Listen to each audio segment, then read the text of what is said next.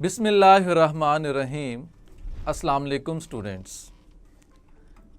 Dear students, आज का हमारा टॉपिक ग्रामर के हवाले से है और टॉपिक है correct use of verb. Verb you know is the most important and the most integral part of any sentence. एक सेंटेंस का जो सबसे अहम हिस्सा होता है वो वर्ब होता है। आप एक सब्जेक्ट के बगैर, एक ऑब्जेक्ट के बगैर सेंटेंस बना सकते हैं, but there is no sentence in English language without verb. Verb के बगैर कोई भी सेंटेंस मुकम्मल नहीं होता। तो इसके करेक्ट यूज़ के हवाले से आज हम कुछ रूल्स पढ़ने जा रहे हैं जो कि बहुत इंपॉर्टेंट हैं। 9th और 10th के जो एग्ज़ाम्स होते हैं उसमें पहला question he correct form of का वर्ब के हवाले से होता है। तो इसका जानना, इन रूल्स का जानना बहुत ज़्यादा ज़रूरी है। मैं यकीन दिलाता हूँ अगर आप इन तमाम रूल्स को आइडेंटिफाई कर लेते हैं तो you can easily get 5 marks in your first question. कि आप पेपर के पहले क्वेश्चन के अंदर अपने 5 नंबर मुकम्मल तौर पर हासिल कर सकते हैं। So without wasting time let's move towards a topic.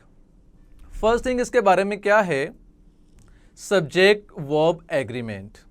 कि सब्जेक्ट और वर्ब का एग्रीमेंट होना ये क्या होता है देखते हैं। Subject verb agreement means a singular verb for singular subject and plural verb for plural subject.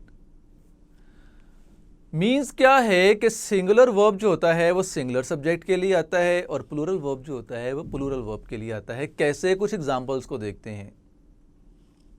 Everyone has done his or her homework.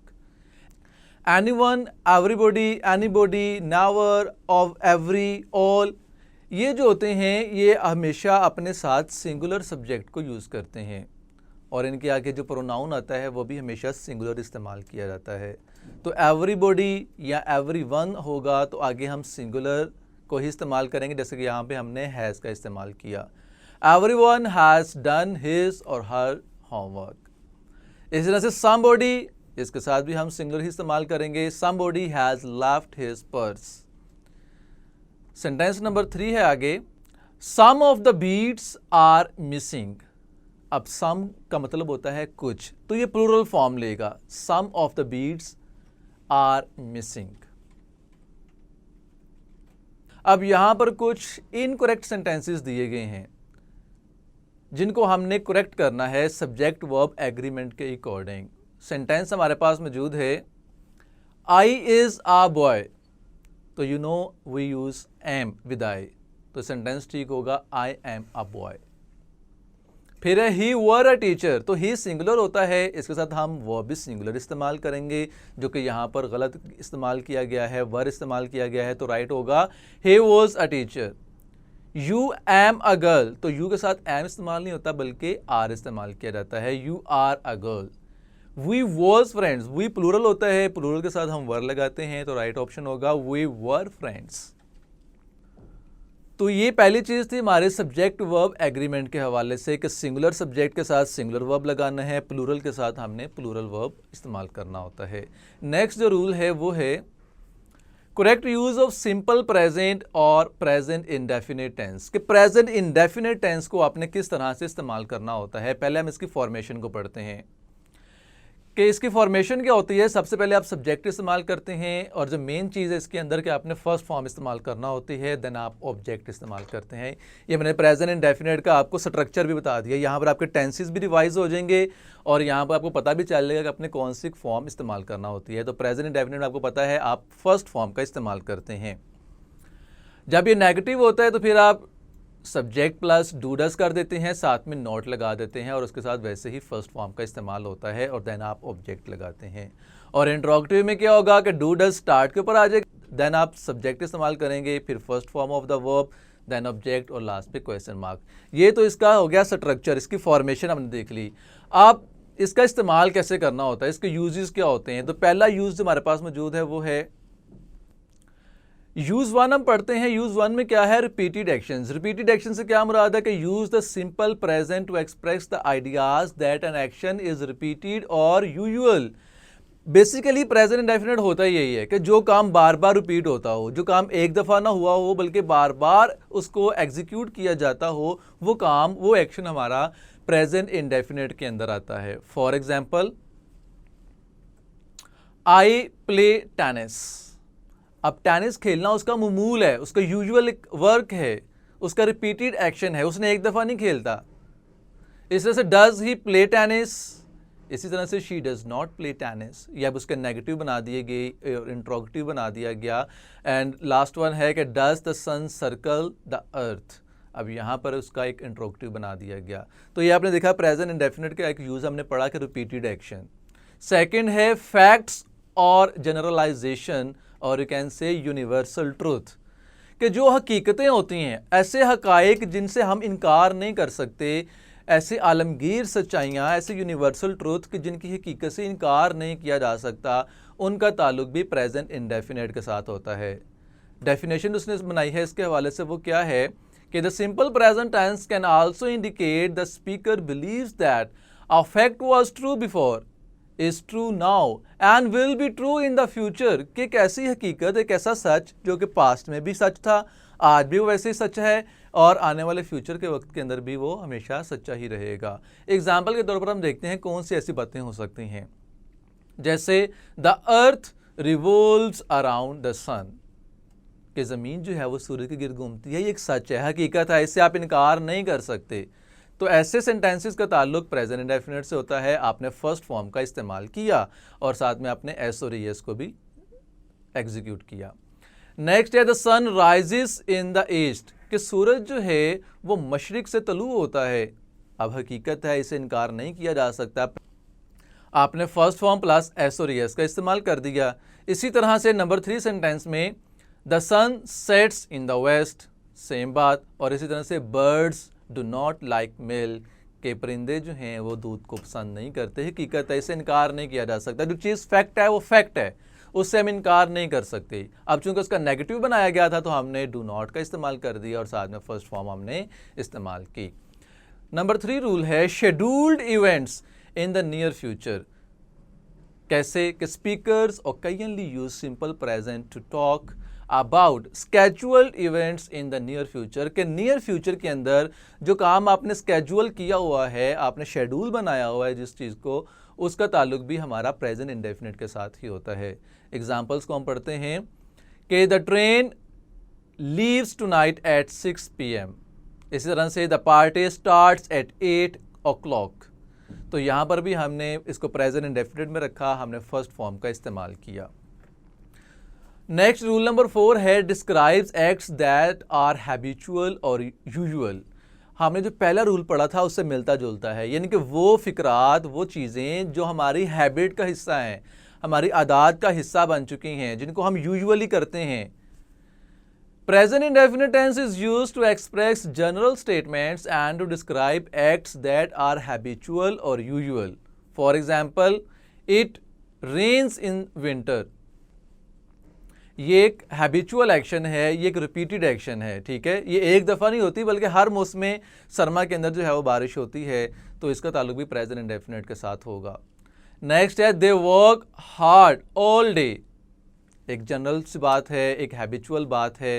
इसी तरह से the sun sets in the west, उसी तरह से इस्तेमाल किया गया। नंबर 4 पे I do not take my meals at night, इसके बात करने का मतलब क्या है कि मैं रात को खाना नहीं खाता, ये मेरी हैबिचुअल एक आदत बन चुकी हुई है, ठीक है। इसका ताल्लुक इस चीज़ से नहीं है कि मैं एक दफ़ा नहीं खाया या मैं एक दफ़ा नहीं खाऊंगा, बल्कि मेरी आदत का हिस्सा है, ठीक है।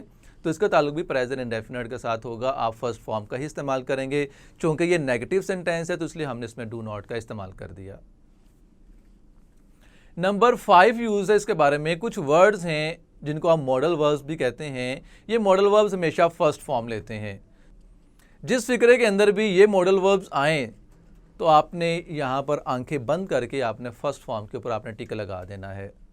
कौन कौन से वर्ड्स हैं, जैसे डू, डज, डिड, विल से वुड, शैल से शुड, कैन, कुड, मे से माइट, इस तरह से मस्ट, और टू, और इस तरह से use to and to. Use to और टू भी इसके अंदर इंक्लूड होंगे। कहते हैं ये जो वर्ड्स होते हैं ये हमेशा फर्स्ट फॉर्म लेते हैं। For example, it may rain today, अब रेन फर्स्ट फॉर्म इस्तेमाल की हमने मे के साथ। इसी तरह से did he invite you, did के साथ हमने फर्स्ट फॉर्म इस्तेमाल की। We should respect our parents, should के साथ हमने फर्स्ट फॉर्म इस्तेमाल की। He does not tease me, तो डज के साथ भी हमने फर्स्ट फॉर्म का इस्तेमाल किया। तो जहाँ पर ये वर्ड्स आएंगे आपने फर्स्ट फॉर्म का इस्तेमाल करना है। यूज नंबर 6 में है कुछ वर्ड्स हमें बताए जा रहे हैं जो कि प्रेजेंट इंडेफिनिट को इंडिकेट करते हैं। ऊपर जो हमने यूजेस पढ़े हैं उनसे मिलती जुलती ही बातें इसके अंदर होंगी। जहां पर ये आपको अल्फाज नजर आए उनका डेफिनेटली ताल्लुक प्रेजेंट इंडेफिनिट के साथ होगा। कौन कौन से अल्फाज हैं? Always, regularly, daily, off and on, now and then, oftenly and every plus time. कि एवरी के साथ किसी भी सूरत में टाइम आए, जैसे एवरी आवर हो गया, एवरी डे हो गया, एवरी मंथ हो गया, एटसेट्रा, कि तो ये प्रेजेंट इंडेफिनिट की तरफ इंडिकेट करते हैं, इशारा करते हैं। For example, she takes exercise regularly. तो रेगुलरली वर्ड ने बताया कि ये प्रेजेंट इंडेफिनिट है, तो हमने टेक का वर्ड इस्तेमाल किया। चूंकि हमारा सब्जेक्ट ही, शी, इट आ रहा है, सिंगुलर आ रहा है, तो हमने साथ में एस भी लगा दिया। She takes exercise regularly. Number 2 है he goes to school every day. Every day ने हमें बताया कि हमने फर्स्ट फॉर्म लगानी है, प्रेजेंट इंडेफिनिट है। ही ने हमें बताया कि हमने साथ में एस और एस भी लगाना है। तो नंबर 3 सेंटेंस है they always speak truth. Always ने हमें बताया कि हमने इसमें फर्स्ट फॉर्म लगानी है, तो स्पीक हमने इस्तेमाल कर दी। नंबर 4 है he pays fine every month. Every plus time आ गया, प्रेजेंट इंडेफिनिट में रहेगा, और ही की वजह से हमने पे के साथ एस भी लगा दिया, ही पेज। तो ये वो रूल थे जो कि प्रेजेंट इंडेफिनिट को शो कर रहे थे। प्रेजेंट इंडेफिनिट के हवाले से जो इंपॉर्टेंट बातें थी, कीप इन माइंड के मोस्टली वो प्रेजेंट इंडेफिनिट के टेंसेस लाजमी देता है। तो ऊपर जो आप 5 से 6 रूल पढ़ के आए हैं, इनको आपने अच्छी तरह से अपनी पहचान का हिस्सा बना लेना है। नेक्स्ट है पास्ट इंडेफिनिट टेंस। सबसे पहले हम देखते हैं इसकी फॉर्मेशन क्या होती है। सबसे पहले उसने हमें कुछ वर्ड्स बताए हैं जो कि पास्ट इंडेफिनिट की तरफ इंडिकेट करते हैं। कौन कौन से अल्फाज हैं? जैसे कि अगो है, बिफोर है, यस्टरडे है, एंड लास्ट प्लस टाइम। के लास्ट वर्ड के साथ टाइम आ रहा है, जैसे लास्ट आवर हो गया, लास्ट डे हो गया, लास्ट मंथ हो गया, एटसेट्रा। तो ये अल्फाज प्रेजेंट इंडेफिनिट को शो करते हैं। आप प्रेजेंट इंडेफिनिट में आपने कौन सी फॉर्म लगाना होती है, किस तरह से लगाना होती है, ये देखते हैं। फॉर्मेशन पढ़ लेते हैं हम। सबसे पहले आपने सब्जेक्ट लगाना है, फिर आप second form of the verb लगाते हैं। कीप इन माइंड कि पास्ट इंडेफिनिट एक ऐसा टेंस है जिसमें second form of the verb इस्तेमाल की जाती है। फिर आप उसी तरह से ऑब्जेक्ट लगाए देंगे। नेगेटिव फॉर्मेशन में क्या होगा? आप डिड नॉट का इस्तेमाल कर देंगे और आपकी जो सेकंड फॉर्म थी वो अब फर्स्ट फॉर्म बन जाएगी। तो फॉर्मेशन बनेगी subject plus did not plus first form plus object. अब इसके इंट्रोगेटिव फॉर्मेशन डेफिनेटली क्या हो जाएगी? डिड स्टार्ट के ऊपर आ जाएगा, देन आप सब्जेक्ट इस्तेमाल करेंगे, देन इसमें भी फर्स्ट फॉर्म ही रहेगी, प्लस ऑब्जेक्ट और प्लस क्वेश्चन मार्क आ जाएगा। सेंटेंस हम देखते हैं, she went to school an hour ago. Ago के वर्ड ने बताया हमें कि हमने इसको पास्ट इंडेफिनिट के अंदर लेके जाना है, यानी कि आपने इसमें सेकंड फॉर्म को इस्तेमाल करना है। तो गो की सेकंड फॉर्म होती है वेंट, तो हमने यहाँ पे वेंट का इस्तेमाल किया। सेंटेंस नंबर 2 है he did not come here yesterday. तो यस्टरडे का वर्ड हमें बता रहा है कि हमने इसको पास्ट इंडेफिनिट में लेके जाना है। अब चूंकि ये नेगेटिव सेंटेंस है तो आपको पता है कि नेगेटिव सेंटेंस में क्या होता है? डिड नॉट का इस्तेमाल किया जाता है और फॉर्म हमारी फर्स्ट हो जाती है। नंबर 3 है how long ago did you come here. Ago का वर्ड फिर आ गया, वही सेंस ही रहेगी। नंबर 4 पे we grew trees last month. तो लास्ट प्लस टाइम ने हमें बताया पास्ट इंडेफिनिट, सेकंड फॉर्म लगानी है, तो ग्रो की सेकंड फॉर्म ग्रू। नेक्स्ट पढ़ते हैं आगे फ्यूचर इंडेफिनिट टेंस के बारे में। फ्यूचर इंडेफिनिट टेंस की पहले उसने हमें कुछ पहचान बताई हैं कि जब ये अल्फाज फिक्रे के अंदर आएँ, सेंटेंस के अंदर आएँ, तो आपने इसको फ्यूचर इंडेफिनिट में लेके जाना है। वो कौन कौन से अल्फाज हैं? जैसे कि टुमारो है, इन फ्यूचर है, और नेक्स्ट प्लस टाइम, यानी कि next hour, next day, next month etcetera अगर आ रहा हो तो आपने इनको फ्यूचर इंडेफिनिट में ले जाना है। फ्यूचर इंडेफिनिट की क्या फॉर्मेशन होती है हम पढ़ते हैं। सबसे पहले आप लगाते हैं सब्जेक्ट, डेफिनेटली सब्जेक्ट ही आता है। उसके बाद आप विल और शैल हेल्पिंग वर्ब के तौर पर लगाते हैं, और फॉर्म आप लगाते हैं इसमें भी पहली form, first form of the verb, then वही ऑब्जेक्ट आ जाता है। नेगेटिव में क्या करेंगे? जस्ट नॉट का इजाफा हो जाएगा, subject will shall plus not plus first form of the verb and then object. और इसी तरह से इंट्रोगेटिव करते वक्त विल और शैल स्टार्ट पर आ जाता है, और उसके बाद आप सब्जेक्ट लगाते हैं, will shall plus subject plus first form plus object और लास्ट पे क्वेश्चन मार्क। तो ये फॉर्मेशन थी फ्यूचर इंडेफिनिट टेंस की। ऊपर हमने अल्फाज भी पढ़ लिए कि जब ये अल्फाज आएँ तो आपने इसको फ्यूचर इंडेफिनिट के अंदर ले जाना है। एग्जाम्पल्स हमारे पास मौजूद हैं कि आई shall see him next Monday, तो नेक्स्ट मंडे ने बताया आने वाला वक्त है, फ्यूचर इंडेफिनिट है, हमने विल और शैल लगा के फर्स्ट फॉर्म लगानी है। तो कीप इन माइंड आई और वी के साथ हम शैल इस्तेमाल करते हैं, बाकी सबके साथ विल का इस्तेमाल किया जाता है। तो सेंटेंस बनेगा I shall see him next Monday. Number 2 है the court will give its verdict on Thursday next. फिर वही बात आ गई कि नेक्स्ट प्लस थर्सडे आ रहा है, इसका मतलब आने वाला वक्त है, फ्यूचर का वक्त है। हमने इसमें भी विल और शैल ही लगाना है, साथ में फर्स्ट फॉर्म लगानी है, तो वही हमने लगाई, विल गिव का इस्तेमाल हमने किया। नंबर 3 है Imran Raza will go to France tomorrow. Tomorrow आने वाला वक्त, विल गो हमने लगा दिया। इसी तरह से he will join the party in future, तो इन फ्यूचर पहले ही मैं बता रहा, फ्यूचर की बात है, विल और शैल प्लस फर्स्ट फॉर्म हमने इस्तेमाल कर दी। नेक्स्ट है प्रेजेंट कॉन्टिन्यूस टेंस। अब प्रेजेंट कॉन्टिन्यूस टेंस होता है, उसकी फॉर्मेशन क्या होती है? कॉन्टिन्यूस का वर्ड ही हमें बता रहा है कि वो काम जो कि अभी जारी है, कंटिन्यू है, ठीक है, काम मुकम्मल नहीं हुआ, प्रेजेंट के अंदर काम शुरू हुआ, अभी वो जारी है। इसकी फॉर्मेशन क्या होती है? सबसे पहले आप लगाते हैं सब्जेक्ट, देन आपका आते हैं हेल्पिंग वर्ब इज, एम और आर, और इसमें फॉर्म जो इस्तेमाल होती है वर्ब की, वो फर्स्ट फॉर्म प्लस आईएनजी की इस्तेमाल होती है, इनके प्रेजेंट पार्टिसिपल आपने इस्तेमाल करना होता है। देन आप लगाते हैं ऑब्जेक्ट। नेगेटिव में आप जस्ट नॉट का इस्तेमाल कर देंगे, तो ये फॉर्मेशन बनेगी subject is am are plus not plus first form of verb plus ING then object. और इंट्रोगेटिव में क्या करते हैं हम कि हम अपने हेल्पिंग वर्ब को स्टार्ट पर ले आते हैं, इज एम आर स्टार्ट पर आ जाएगा, देन सब्जेक्ट, और फिर बाकी उसकी formation first form of the verb ING plus object plus question mark. अब हमने देखना है कि प्रेजेंट कॉन्टिन्यूस टेंस का इस्तेमाल कैसे होता है। पहली जो चीज़ उसने हमें बताई है वो है near future. Sometimes we use the present continuous tense to indicate that something will or will not happen in the near future, कि बिल्कुल नियर फ्यूचर के अंदर, आने वाले वक्त के अंदर जो काम हो रहा होता है ना, समटाइम हम उसको भी प्रेजेंट कॉन्टिन्यूस के अंदर ही ले आते हैं। जैसे कि I am not going to the party tonight. फिक्रे का तर्जमा क्या बना? मैं आज रात जो पार्टी है उसमें मैं नहीं जा रहा, ठीक है, बात अभी फ्यूचर की है, नियर फ्यूचर की ही बात है, लेकिन हम इसको प्रेजेंट कॉन्टिन्यूस के अंदर लेके जा रहे हैं। सेंटेंस नंबर 2 है कि he is living for Karachi tomorrow, कि वो कल जो है कराची के लिए लीव कर रहा है, जा रहा है। तो तर्जमे के मुताबिक भी आप देख सकते हैं इसका ताल्लुक प्रेजेंट कॉन्टिन्यूस के साथ ही आ रहा है। उसके बाद कुछ वर्ड हैं जैसे कि नाउ और एट प्रेजेंट, ये दो अल्फाज हैं, इसके अलावा एट द मोमेंट भी हो सकता है। ये इंडिकेट करते हैं प्रेजेंट कॉन्टिन्यूस टेंस को, काम अभी जारी है, ठीक है। तो correct form of the verb के हवाले से फिक्रे के अंदर अगर आपको ये अल्फाज नज़र आएँ तो इसको आपने प्रेजेंट कॉन्टिन्यूस के अंदर लेके जाना होता है। For example she is speaking English now, ठीक है, नाउ के वर्ड ने बताया प्रेजेंट कॉन्टिन्यूस होगा।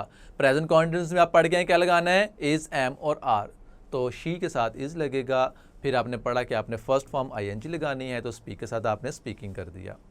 इस तरह से it is raining at present, at present ने क्या बताया, present continuous, is am are, first form ING लग गई।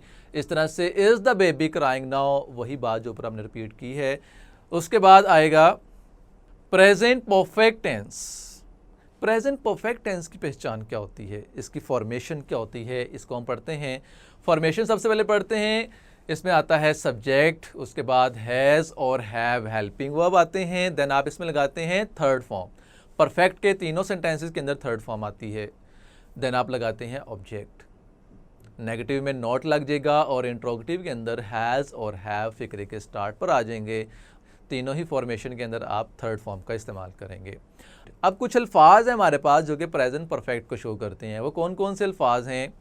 Already, never, just, ever, yet and just now. They indicate present perfect tense. Sentence हमारे पास मौजूद है, I have already posted the letter. तो वर्ड ऑलरेडी ने बताया कि ये प्रेजेंट परफेक्ट होगा।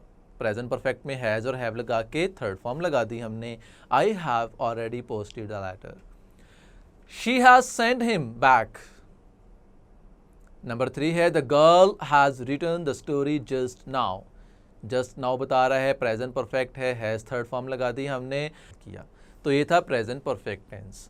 उसके बाद आ रहा है हमने 3 सेंटेंसेस को प्रेजेंट, पास्ट और फ्यूचर परफेक्ट कॉन्टिन्यूस को एक ही रूल के अंदर जो है समराइज करने की कोशिश की है कि जब भी सेंटेंस के अंदर आपको सिंस या फॉर और प्लस टाइम नज़र आए उसका ताल्लुक परफेक्ट कॉन्टिन्यूस टेंस से होता है। वो प्रेजेंट भी हो सकता है, वो पास्ट भी हो सकता है, वो फ्यूचर भी हो सकता है। पास्ट के अंदर आप क्या लगाते हैं? आप हैड बीन लगाते हैं, साथ में फर्स्ट फॉर्म आईएनजी इस्तेमाल होती है। प्रेजेंट के अंदर हैज़ या हैव लगाते हैं, साथ में उसी तरह से बीन लगेगा और फर्स्ट फॉर्म प्लस आईएनजी लगेगी।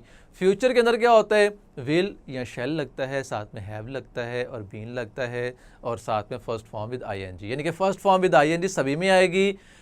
पास्ट में हैड, प्रेजेंट में हैज़ और हैव और फ्यूचर में विल हैव बीन या शेल हैव बीन इस्तेमाल करेंगे। For example, I have been living in this house since 1996। तो सिंस 1996 ने बताया कि ताल्लुक परफेक्ट कॉन्टिन्यूस के साथ है। तो ऑप्शन में आपने देखना है कि ऑप्शन क्या दिए गए हैं। अगर वो प्रेजेंट परफेक्ट कॉन्टिन्यूस के हेल्पिंग ऑफ दिए गए हैं आप उस पर टिक लगा देंगे, अगर पास्ट परफेक्ट कॉन्टिन्यूस के हेल्पिंग ऑफ दिए गए हैं आप उस पर टिक लगा देंगे, और अगर फ्यूचर परफेक्ट कॉन्टिन्यूस के हेल्पिंग ऑफ दिए गए हैं तो आप उस पर टिक लगा देंगे। तो आपने यहाँ पर प्रेजेंट परफेक्ट कॉन्टिन्यूस रखा, I have been living. Number 2 है she had been playing for 2 hours. 2 hours ने बताया कि ताल्लुक परफेक्ट कॉन्टिन्यूस के साथ जाएगा, इसको हमने पास्ट में रख दिया। और नंबर 3 पर है कि will you have been studying for an hour. तो फॉर एन आवर ने बताया कि ताल्लुक परफेक्ट कॉन्टिन्यूस टेंस के साथ है। इसके बाद ये तो टेंसेस के हवाले से कुछ रूल्स थे जो कि हमने पढ़ लिए। अब इसके अलावा भी कुछ रूल्स हैं correct form of the verb के हवाले से, वो क्या हो सकते हैं? कहता है if one clause of before, when, after is in past indefinite the second clause belongs to past perfect और पास्ट कॉन्टिन्यूस। कि जब किसी फिक्रे के अंदर बिफोर या आफ्टर या व्हेन के वर्ड इस्तेमाल होते हैं तो उसकी 2 क्लॉजेस बन जाती हैं, 2 हिस्से बन जाते हैं उसके। अगर उसमें एक का ताल्लुक पास्ट इंडेफिनिट से है तो दूसरे का ताल्लुक या तो पास्ट परफेक्ट से होगा या फिर पास्ट कॉन्टिन्यूस के साथ होगा। एग्जाम्पल्स को हम पढ़ते हैं।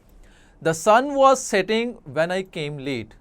तो व्हेन इस्तेमाल हुआ, एक पार्ट के अंदर आप देख रहे हैं केम आ रहा है, केम मीन्स पास्ट इंडेफिनिट है, तो पहले पार्ट के अंदर या तो हम पास्ट परफेक्ट रखेंगे या पास्ट कॉन्टिन्यूस देखेंगे।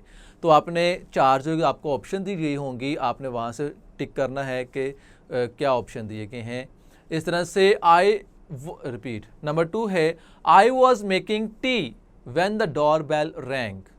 तो व्हेन इस्तेमाल हुआ, दूसरे पार्ट के अंदर आपको रैंक पास्ट इंडेफिनिट नज़र आ रहा है। तो पास्ट इंडेफिनिट है तो पहला हिस्सा या तो पास्ट कॉन्टिन्यूस या पास्ट परफेक्ट, तो हमने इसको पास्ट कॉन्टिन्यूस के अंदर रखा है। नंबर 3 है the patient had died before the doctor came. Before का वर्ड इस्तेमाल हुआ, उसके बाद आपको केम नज़र आ रहा है सेकंड फॉर्म, तो पहले इसे को या पास्ट परफेक्ट में या पास्ट कॉन्टिन्यूस में रखेंगे। उसी तरह से नंबर 4 सेंटेंस है they had taken their meals before the guests arrived. वही फॉर्मेशन ही यहाँ पर भी इस्तेमाल की गई। नेक्स्ट है rule as if, as though and would that take were with all subjects. कि जब किसी फिक्रे के अंदर एज इफ या एज दाउ का इस्तेमाल होता है, मतलब होता है इसका गोया के, या फिर फिक्रे के अंदर वुड दैट का मतलब होता है काश। अगर ये अल्फाज इस्तेमाल हों तो इसके साथ हम हेल्पिंग वर्ब वर इस्तेमाल करते हैं, चाहे उसका सब्जेक्ट सिंगुलर ही क्यों ना हो। For example he frightened as if he were a giant। अब यहाँ पर देखें as if इस्तेमाल किया गया और उसके बाद हमने वर हेल्पिंग वर्ब इस्तेमाल किया। हालांकि ही के साथ हम was इस्तेमाल करते हैं, लेकिन यहाँ पर हम वर इस्तेमाल करेंगे। इसी तरह से would that I were a king, would that काश I were a king।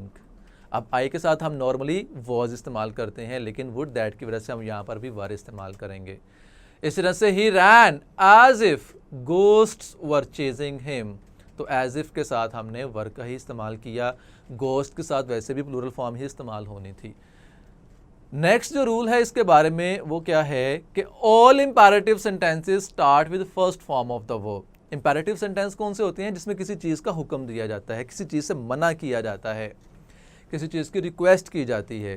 कहता है ये हमेशा वर्ब की फर्स्ट फॉर्म से स्टार्ट होते हैं and their negative sentences start with do not और नेवर। हाँ, जब कभी इनको हमें नेगेटिव बनाना पड़े तो फिर हम डू नॉट से स्टार्ट करते हैं या सम टाइम हम नेवर का वर्ड भी इस्तेमाल करते हैं। एग्जाम्पल्स को पढ़ते हैं। ओपन द विंडो, ठीक है, वर्ब की फर्स्ट फॉर्म से हमने इसको स्टार्ट किया। पॉलिश माई शूज, वर्ब की फर्स्ट फॉर्म से स्टार्ट है। Do not tell a lie, negative है तो डू नॉट से स्टार्ट कर दिया। इसी तरह से डू नॉट हार्म एनीवन, फिर नेगेटिव है तो हमने डू नॉट से स्टार्ट किया। इसके बाद अगला रूल क्या है कि all passive voice sentences take third form of the verb. ये आप शुरू से पढ़ते आ रहे हैं कि पैसिव वॉइस का जो भी फिक्रा होता है उसमें हमेशा हमेशा के लिए थर्ड फॉर्म ही इस्तेमाल होती है। The thief was caught by the police. इसी तरह से her children are loved by her. Were the song sung by the girls. तो यहां पर तीनों सेंटेंसेस में आप देख सकते हैं हमने थर्ड फॉर्म को इस्तेमाल किया। नेक्स्ट है कंडीशनल सेंटेंसेस। कंडीशनल सेंटेंसेस बड़े इंपॉर्टेंट होते हैं, अक्सर ये पेपर के अंदर हमसे पूछते हैं वो। कंडीशनल सेंटेंसेस की पहचान कि उसमें इफ़ का इस्तेमाल होगा, कोई शर्त रखी जा रही होगी, एक काम के कंप्लीट होने के लिए दूसरे काम की शर्त रखी जाती है। फॉर एग्जांपल मैं कहता हूँ कि अगर वो मेहनत करेगा तो पास हो जाएगा, तो पास होने के लिए शर्त क्या रखी कि मेहनत करेगा। तो अब इसकी टाइप 1 पहले हम पढ़ते हैं। टाइप 1 में कहता है कि अगर उसकी एक क्लॉज प्रेजेंट इंडेफिनेट के अंदर हो तो उसकी दूसरी क्लॉज फ्यूचर इंडेफिनेट के अंदर होगी। आप ऊपर पढ़ के आए हैं प्रेजेंट इंडेफिनेट में फर्स्ट फॉर्म आती है और साथ में एस और एस का भी हमने देखना होता है, और फ्यूचर इंडेफिनेट में आपने पढ़ा था कि आप विल या शैल लगाते हैं, साथ में फर्स्ट फॉर्म लगाते हैं। एग्जाम्पल के जरिए पढ़ने की कोशिश करते हैं। Will you inform me if you are going to be late. अब इस सेंटेंस में आप देख सकते हैं कि इफ़ का इस्तेमाल किया गया और इसके बाद एक सिंपल सेंटेंस है यू आर गोइंग, ठीक है। तो पहले पार्ट को हम क्या करेंगे, फ्यूचर इंडेफिनिट पर रखेंगे, हम विल का इस्तेमाल करेंगे, विल यू इन्फॉर्म मी। इसी तरह से if you come I shall be available. तो if you come present indefinite clause हो गई और दूसरे में आई शैल बी अवेलेबल, ये फ्यूचर इंडेफिनिट हो गया। इसी तरह से I will give you the ride my bike if you like, एक पार्ट प्रेजेंट इंडेफिनिट, एक फ्यूचर इंडेफिनिट। इसकी टाइप 2 क्या है कि टाइप 2 के अंदर क्या होता है, हमारी एक क्लॉज पास्ट इंडेफिनिट के अंदर होती है और दूसरी क्लॉज के अंदर हम वुड या शुड के साथ फर्स्ट फॉर्म इस्तेमाल करते हैं। कैसे, would you inform me if you went to be late. If के बाद जो क्लॉज आ रही है वो हमने पास्ट इंडेफिनिट के अंदर रखी, तो पहले के अंदर हमने वुड और शुड के साथ हमने इन फर्स्ट फॉर्म इस्तेमाल की, इन्फॉर्म। नंबर 2 सेंटेंस है if you came I should be available. तो यहाँ पर इफ़ वाली क्लॉज पास्ट इंडेफिनिट के अंदर है तो दूसरे में हमने वुड या शुड के साथ फर्स्ट फॉर्म इस्तेमाल करनी है। नंबर 3 है I would give you to ride my bike if you liked.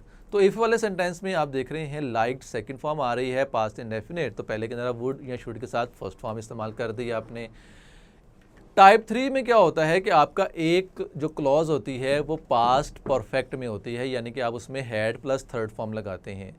अगर इस तरह की क्लॉज हो तो आप दूसरे पार्ट के अंदर वुड हैव या शुड हैव के साथ थर्ड फॉर्म को इस्तेमाल करेंगे। वही एग्जांपल्स हम रिपीट करते हैं, would have you informed me if you had gone to be late, और इसी तरह से if you had come I should have been available, और इसी तरह से I would have given you to ride my bike if you had liked. तो आप देख रहे हैं कि एक पार्ट पास्ट इंडेफिनिट में है और दूसरे पार्ट के अंदर हमने वुड या शुड के साथ हैव लगाया और थर्ड फॉर्म को इस्तेमाल किया। So dear students, correct form of the verb के हवाले से ये बड़े ही इंपॉर्टेंट रूल्स थे जिनको हमने बड़े कंसाइज और बड़े ब्रीफ अंदाज के साथ इसको गो थ्रू करने की कोशिश की है। रूल्स पढ़े हमने, रूल्स की एग्जांपल्स को भी पढ़ने की कोशिश की है। उम्मीद करता हूँ आपको ये वीडियो बड़ी पसंद आएगी, और अगर आप इस वीडियो को अच्छी तरह से समझ लेते हैं और इसकी प्रैक्टिस भी करते हैं तो मैंने पहले भी बताया कि you can easily get 5 marks in your first question. तो इसी के साथ मुझे इजाज़त दीजिए। अल्लाह हाफिज़।